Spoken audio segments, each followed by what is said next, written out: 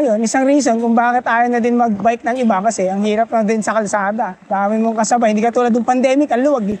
Pag hindi ka experience sa pag-ride sa kalsada, matatakot ka eh. Kasi ang gulo ng daan eh.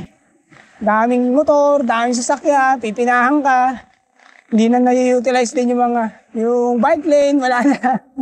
Unti-unting tinatanggal. Dahil nga daw pampatraffic daw, wala naman daw simpe, eh, wala tayong magagawa dyan. Kung yan ang isip nila. Dapat yung mga nagbabike, magbike pa rin kayo ngayon para nakikita na nila ginagamit yung bike lane. Marikina River Park.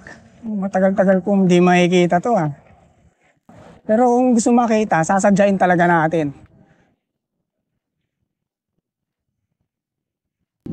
Ay, saya dito. Payapa. Nakakaano lang dito pag lumulubog kasi may bagyo, maraming tubig. Talaga, lubog talaga to. Sana pala nung lumubog to, tapos nung humupa na, pinuntahan ko para nakita ko yung itsura. Medyo maayos na kasi ngayon. Maayos na ngayon eh, kaya parang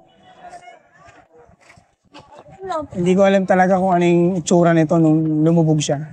Pero okay na, nakamove on naman na yung mga tao. Siyempre tayo, mag-move on na rin tayo sa life.